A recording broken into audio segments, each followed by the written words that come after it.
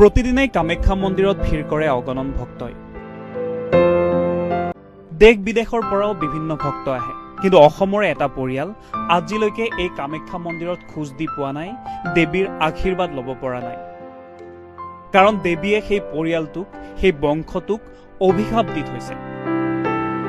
কি আছিল সেই অভিশাপ? এটা সৰু কাহিনী। ৰজা নৰনাৰায়ণে যেতিয়া কামাখ্যা মন্দিৰটো নিৰ্মাণ কৰিছিল, সেই সময়ত প্ৰথম পূজাৰী আছিল কেন্দুকলাই। কেন্দুকলাই নামৰ পূজাৰীজনে ইয়াত পূজা অৰ্চনা কৰিছিল প্ৰতিদিনে।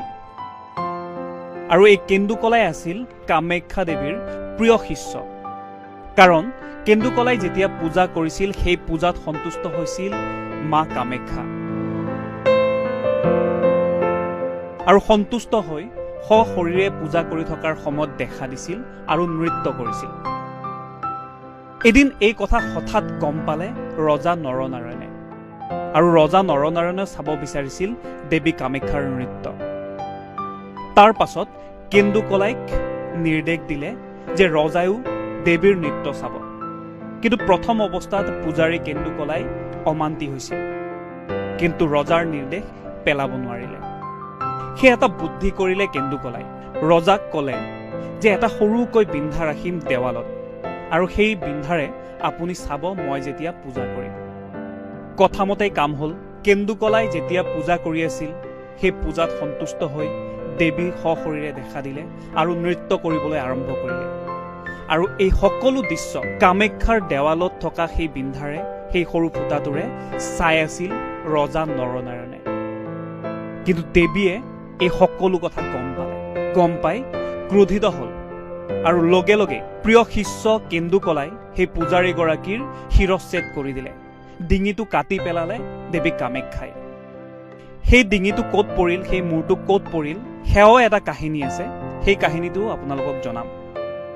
কেন্দুকলাইৰ মূৰটো কাটি দিয়াৰ পাছতেই ৰজা নৰনাৰায়ণক অভিশাপ দিলে যে ৰজা নৰনাৰায়ণে এই মন্দিৰত আৰু কেতিয়াও পূজা কৰিব নোৱাৰিব।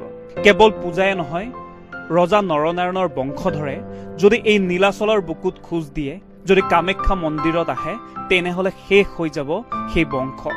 আৰু এইদৰে অভিশাপ দিছিল ৰজা নৰনাৰায়ণক।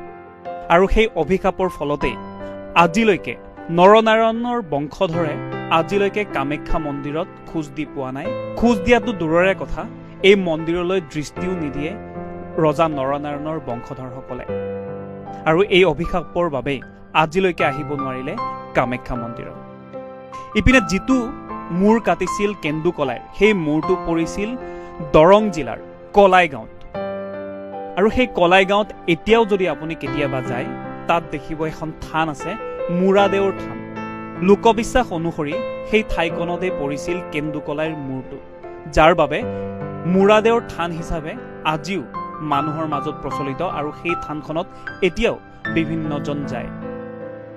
লগতে কলাইগাঁও নামটো কেন্দুকলাইৰ নামেৰেই নামকৰণ কৰা হৈছে, কাৰণ কেন্দুকলাইৰ জন্ম হৈছিলে কলাইগাঁও, আৰু তাৰ বাবে কেন্দুকলাইৰ নামেৰেই গাঁওখনৰ নাম দিয়া হ'ল কলাইগাঁও।